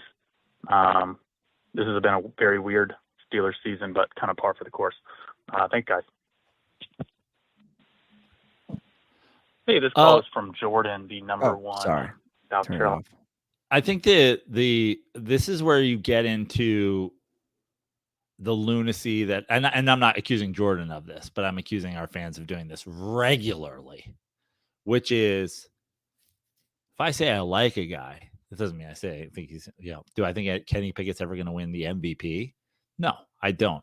But what I like about Kenny Pickett is I always think when, and we're not talking about the fourth quarter, Kirk Cousins down 17 points, throws for 100 yards in the last 3 minutes of the game, totally changes his stat line thing. The Kenny Pickett thing is he drives them down to win.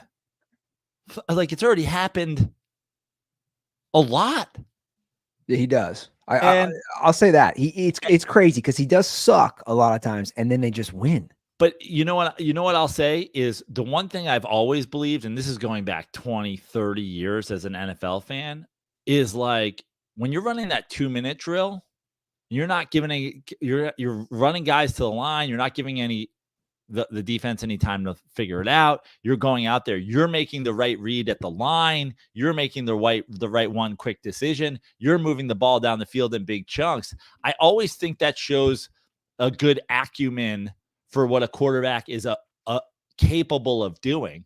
And sometimes, and I certainly thought about this a lot during the Eli Manning days in New York, and I thought about it a lot with a number of other quarterbacks who've been in the league over the last 20 or 30 years. It's like, dude, if you have a quarterback that can go up there and do that, why do you keep the training wheels on the whole game?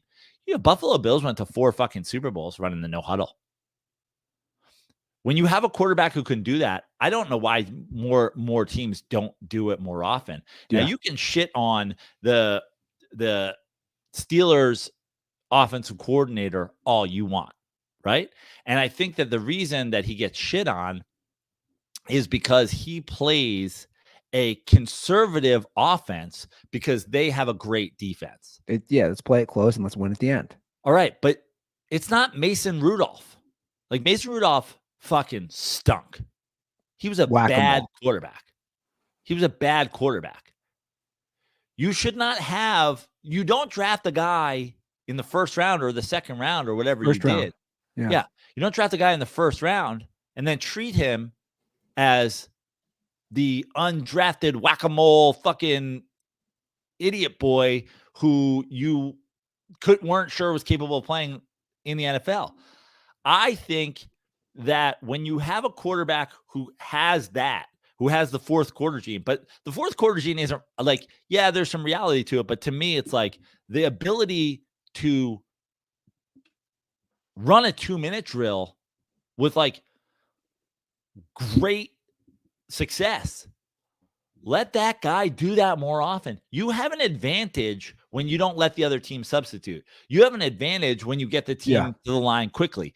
You have an advantage when your quarterback can recognize matchups.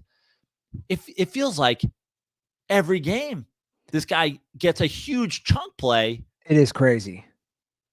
Within the first 3 snaps of a 2-minute drill, he finds Pickens for 30 yards down the sideline. So to me, the mobility of Kenny Pickett, while not being a running quarterback, he's mobile, but he's not rushing the ball. He has good touch, and he has that fourth quarter gene / that 2-minute drill acumen. Those things are all things that you can't really fucking teach. Yeah. You can teach the other shit. So I like a quarterback that shows that out of the gate. You're not going to teach Jamarcus Russell touch. It was never going to happen. It was never going to fucking happen. So to me, all that other stuff, I love having that as a baseline for a guy. That doesn't mean I think he grows into being the next Joe Burrow, because Joe Burrow comes into the league with mobility, touch, the fourth quarter gene. He won in college. He's slinging the ball around. He's a big guy with a big arm. He's the whole package. Like, he has everything that Kenny Pickett had and more. But at the same time, there are guys who have the 6'4", 6'5" body, the massive arm, the whatever, and they don't have those little things. And those are the things you can't teach. So I don't know. I've always liked guys like that. Kenny Pickett is my modern day Jake Plummer. I love Jake Plummer coming out of college. Jake Plummer felt like a guy who got stuck on the Arizona Cardinals, and everybody's like, sucks, bust, piece of shit, trash. Goes to the Broncos, suddenly everybody's a fucking Jake Plummer fan. That's a good comparison.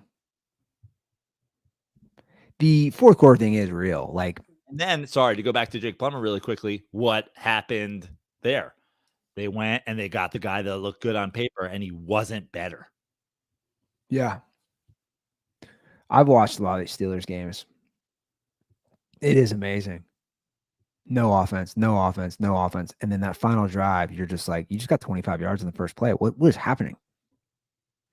And games where it's almost seamlessly easy, you're like, you just easily drove right down on the Baltimore Ravens.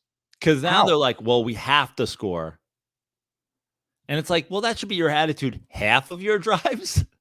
Yeah. Like the idea, like, don't draft the guy in the first round if you don't think that he has the capability, or if you think he's incapable of just running the offense without training wheels on and turning the ball over. Sure. So they're 3-point favorites against the Packers. I think you picked first last time. Not sure. I'll go. I think the Steelers win and cover. I think the Packers suck. Agreed. And the Packers got a win last week and looked okay. They did. Yeah. And looked okay. And I think without that game, the spread's higher. Yeah. And I think Jordan Love is, I mean, he's struggling. Yeah. And this is another great example. It's like, dude, I see more of the, this, by the way, every time I do this is just me answering your fucking goddamn question from before the pick started. Just like breaking it down for people so that they fucking understand, because honestly, I'm just sick of dealing with people who can't understand at this point. But it's like, Jordan Love doesn't show me that he has those things that Kenny Pickett has showed me he had. Now, he's also in a bad situation. They also got rid of their fucking one good receiver. They also are gone to rebuild. They also whatever. Do I think Jordan Love is a just fucking straight up bust? No, but also he got to sit there for a while. He didn't pick up on it doesn't seem like he picked up on a whole bunch of Aaron Rodgers things. Now, it's hard to be Aaron Rodgers. Yeah. It's hard to say, oh, let me have a super quick release. You know what I mean? Like that's something you can really fucking teach. At the same time, it's getting late early for Jordan Love. Like to me, when I look at those two guys, it's like you should be better already. Now, I'm not ready to say Jordan Love. Like, I feel like that's the common thing to do now is like, Jordan Love sucks. I need to get another quarterback. It's like, you guys got to relax for a fucking minute. Sure. But because here's the thing. I think if you swap these guys' team, Jordan Love would look a lot better because you'd be like, oh, he's winning a couple games. It's blah, blah, blah. They're just focusing on him not turning the ball over. When you're the Packers, you can't just focus on not turning the ball over. They have to go try to fucking win every game. Yeah. They have to go try to score on every fucking drive. All right, let's rapid fire through some of these if we could. Sure. Titans, Bucks. Bucks are 1-point favorite at home. You're up first. I'll take the Titans. I will too. All right, Niners, Jags, the best game of the week in Jacksonville. Ooh, interesting line here. Jacksonville is 3-point dogs at home. Wow. Niners coming off a bye. So are the Jags. Niners have lost 3 in a row.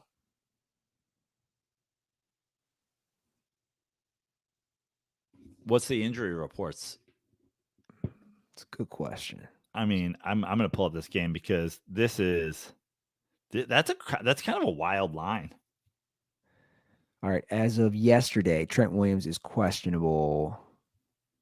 Debo's still out, right? No, it looks like Debo's not on the injury report. He's not. You're right. Okay. Oh, man. I'm up first. Trent Williams being out though. I'm gonna take the Jags. 3-point dogs. I think it'll be a close game. I do too. Road dog or home dog, west to east. No Trent Williams, questionable. The only thing that makes me want to take the Niners is how much I don't understand it. And how much I don't understand Jags -1. And this, even if the Niners lose, and this will be 4 in a row, I wouldn't even be worried. I still think they're right there. All they have to do is get in the playoffs. Exactly. So for that reason, I'm taking the Jags. Neither of us believe that the cock on Brock will be warmer in Florida. Has he got a big dick? Is that what they call him, Big Cock Brock? Well, that's what anytime a quarterback isn't expected to do a lot and then they do, Big Dick Nick. Somehow their cock is gigantic. So you're taking the Jags as well. I am. It's the only reason I am not 100% feeling great about this line is it seems too obvious. Yeah, I agree. All right. Here's another good one, potentially. Ravens, Browns in Baltimore. You're up first. Another line I don't understand. I know the Browns got killed the first time. They also were playing with a backup quarterback. I believe Deshaun Watson played last week. Browns are 6.5-point dogs. Ooh, 6.5 in Baltimore? Yeah. You're up. I'll take the Browns. Yeah, me too. I mean, this feels like everybody's on the Lamar Jackson train game. Yeah, he's been playing well. All right, Battle of the Birds. Falcons and Cards. Man, this is a terrible game. I know the Falcons don't have the worst record, but it's another game. Like, who wants to watch? It's in Arizona. By the way, can we go back I know you wanted a rapid fire. Are we in a rush? It's not like Okay. a kind of like. I'm just wondering if I got real quick. Roscoe is just, he's getting over pancreatitis, and he's. Just I don't believe. I don't believe. Me and you are on the same page about Lamar Jackson, right? Yeah, are there any Reddit threads about Andy was wrong about Lamar Jackson? Because they'd be as stupid and reckless. But I'm just wondering if they're out there. I have a prediction, by the way. I think I'm gonna call. I was joking with Justin about this. I said that Thursday night football game, the Ravens are going to beat the Bengals, which then would put the Ravens. Let's say the Bengals win this week, the Ravens win this week, and it plays out that way. So the Ravens have a 2-game lead on the Bengals, and they beat them both times, and everybody would be going nuts. And I said, then like a few weeks later, Lamar will get hurt. And I'm not wishing that. I don't want to wish any injuries, right? But I was like, I can just see it happening where the Ravens open this like 2+ game lead in the Bengals, and then they lose it because Lamar gets hurt, and they're stuck with their backup. I don't know. But look, they gave him some weapons this year. You talk about your show me. This is the show me year for Lamar. You got weapons. You have your standard defense. Show me what you do in the playoffs.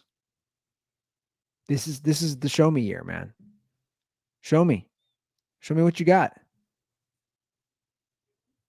And in a weird way, like I'm predicting that situation, in a weird way, if they did beat the Bengals again, I don't see the Ravens beating the Bengals 3 times if they had to play in the playoffs. Listen, Andy, I agree with you. We're on the same page. I just wonder where the box score watchers and the people who only watch box scores and team records are on the you Lamar hater. It's finally time to admit you're wrong. The reason I asked for it is because I think in the end, like my favorite thing about this is when I inevitably get proven right, and so I think that you would. I feel like you would really enjoy that too. I'd not like you. I don't have to be right. You don't have to be. You just probably will be in this situation. So I mean, I call for it. I want it out there. We got a lot in the off season. Well, I don't know if you've seen the odds. I am not the current Super Bowl odds I mean, the Ravens, if you pull them up right now, it goes Chiefs. This is on FanDuel. Chiefs, Eagles, Niners, Ravens, Cowboys, Dolphins, then Bengals. That's why I took the Bengals. I was like, the Bengals are behind all those teams still? That was surprising to me. All right, so we're both going to take the Browns. Sorry, we already did that game. We're on Falcons, Cardinals. Yep. Atlanta's 2-point favorites in Arizona. I don't know if Kyler Murray's coming back. Don't really give a shit. I'm going to take the Falcons. Feels like the Falcons might be getting social media pressured into actually giving Bijan Robinson touches in the red zone. So yeah, I'm on the Falcons too. Okay. Cool. All right. Lions, Chargers. Good game. Good game in LA. Anything impress you about the Chargers in New York? We both got that game wrong. Here's a confession. Dirtball's gonna be shocked. Didn't watch a play of Chargers Jets. Wow. Did not watch a play. Two of your teams.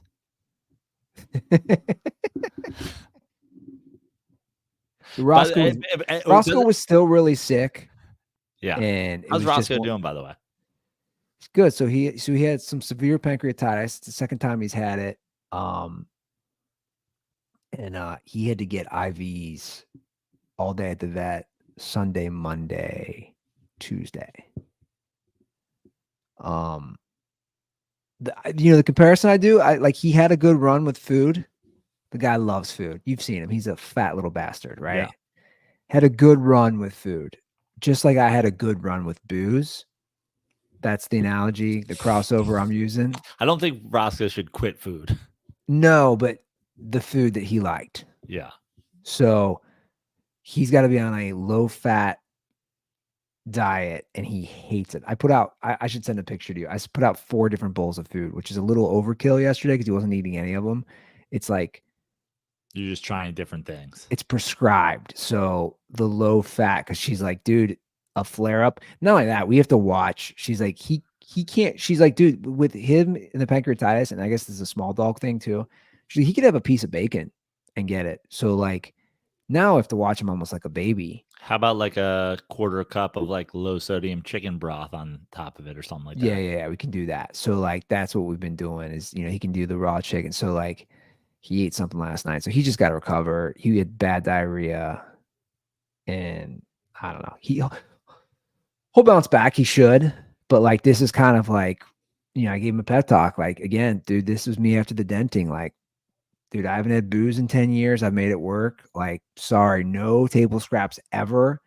And your little Caesars packets are done in the morning for breakfast.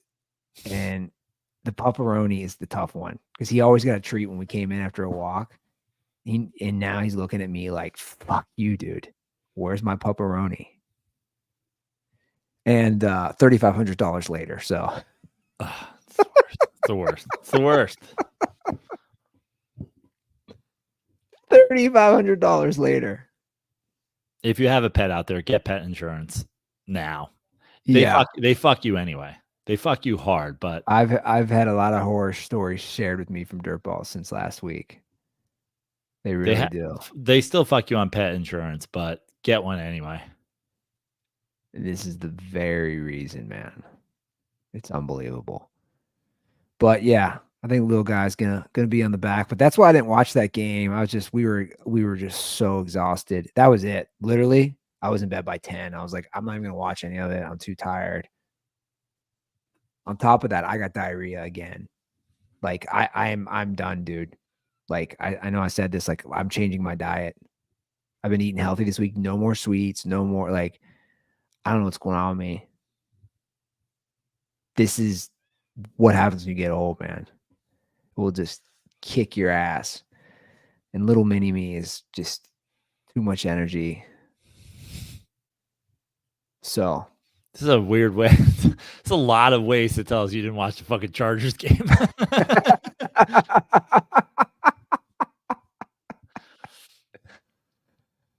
I'll tell you what, Joe. I never thought I'd be having to put on an antifungal cream on my little baby girl's vagina. This is where I'm at in my life. Andy, I think that's This is where I'm at. We just got demonetized. This is where I'm at in my life. This is where I'm at. This is where I'm at. Anyway, It just makes you think of fucking John Madden. He's like, boom, you got fungus, boom. Put it on your kids' undercarriage. Boom. Tough acting, vajactin. Boom. so this again does have a potential to be a fun game. Lions are 3-point favorites. In Detroit? It's in Los Angeles. I believe they had a bye Ooh. last week.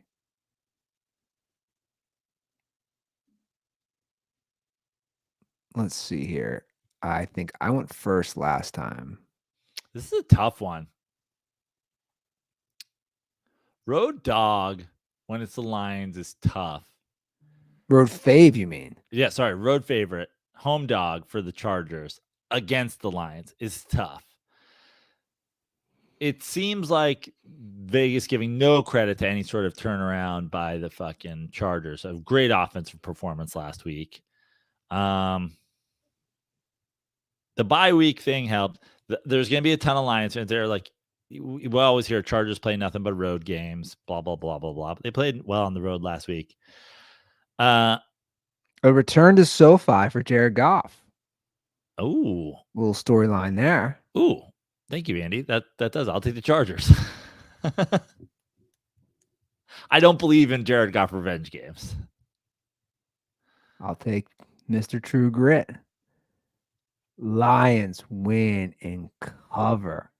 Are the Lions going to start 7-2? Yeah, probably. And here's the one thing that makes me want to pick the Lions is like there's no sign in recent Chargers history that they could put two games together in a row. Well, exactly.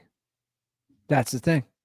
But they did look real. Their offense looked good on Monday against a way better defense than the Lions. But my point is their defense. You can't judge their defense against the Jets. They're Right. like the Lions are legit offensively. Well, yeah, I know, but it wasn't so much the I mean, the defense obviously played really well too, but all right, I'm sticking with the Lions. All right, Giants, Cowboys, 17-point Cowboy favorites. 70? I guess I got to take the Cowboys, but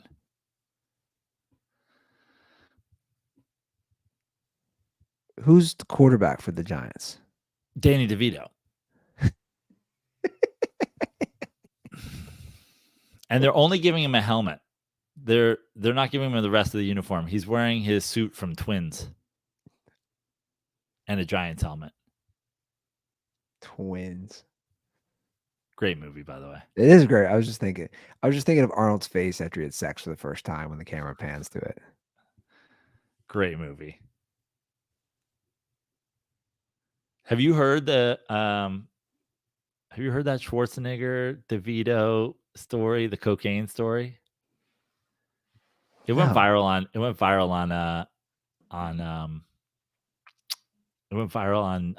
TikTok. I think it was from this It's Always Sunny in Philadelphia, or it might have been Charlie Day on Rich Eisen.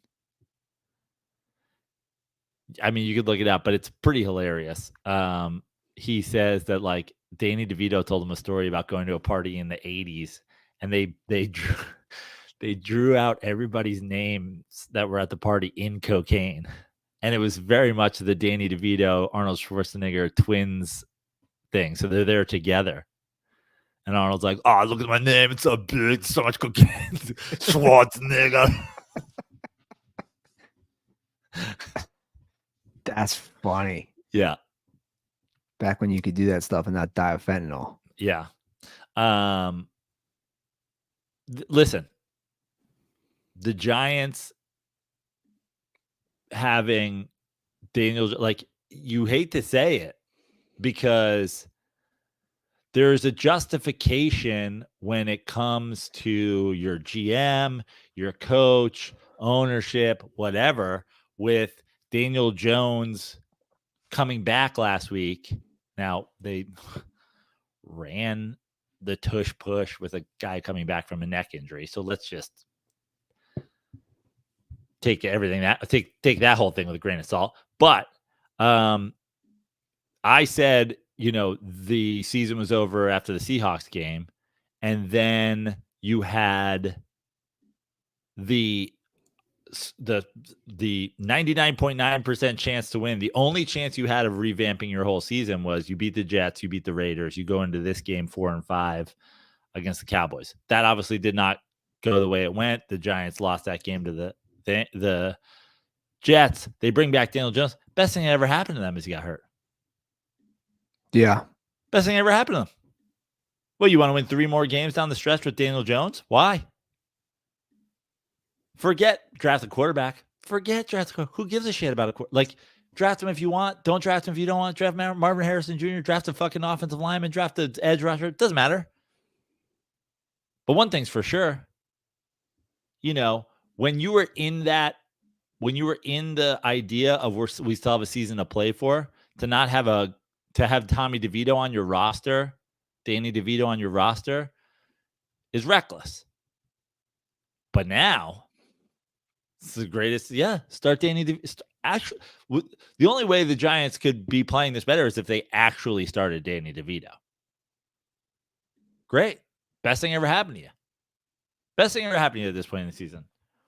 I hope Danny DeVito and Tommy DeVito and any other DeVitos out there run. I hope they run the wishbone. I hope Danny DeVito hands off to Tommy DeVito on a reverse to Mikey DeVito, the Italian kid from fucking Brooklyn. Yeah. So we're both taking the Cowboys. I'll take the Cowboys to cover by 116. Okay, cool. Commanders, Seahawks in Seattle. Seahawks are 6.5-point favorites. I'm surprisingly going to take the Commanders to cover. I am so happy that you did that. I'm going to take the Seahawks to cover. Commanders with a game like why are they winning games against the Patriots last week? And then Seahawks get demolished. So bounce back game / comeback down to earth game. I might bet this one. I might be in one of my locks. Okay. All right, Jets Raiders. Again, these primetime games. Jets are 1-point favorites in Las Vegas. I'm gonna take. There you go. Feels like the Jets are doing just enough for us to not be able to let them go. I'll take the Jets to win. I love the Antonio Pierce story. I absolutely love it. I'll take the Raiders. Wow. Yeah. You believe in an Aiden O'Connell against the Jets D? No, I just don't believe in Zach Wilson winning on the road. Yeah. In prime time. It's fair. Broncos, Bills. I mean, dear God. This is what I've been trying to say. Bills are 7-point favorites. They've shown me these big spreads for them. Where is this game? It's in Buffalo. I don't really care. I'm taking the Broncos. Okay. I'll only take the Bills because it's in Buffalo. I mean, obviously, that's why the spread is what it is as well, but. All right. Week 10. That's a horrible Monday night game that's only going to be made interesting by that spread. And it's a horrible Sunday night game. Yeah. At least both of those teams are like fighting for a playoff spot, kind of. Dude. But I mean, it won't be a good game because the teams are not good. No. Not good for the viewer. All right, guys, you know the drill. Follow us on socials. The Dirty Sports. Come see us live in New Orleans, December 16th. Live podcast followed by 2 live comedy shows. Joe is headlining. I am hosting. And the Dirty Sports All-Stars will be there in support. Yeah. Andy, the other Andy, Randy, and Pizza Star O. Get tickets 7 o'clock show might be the one I'm funneling dirt balls to, but if you want to come to the 9, you can. Live podcast at 4, show at 7, show at 9.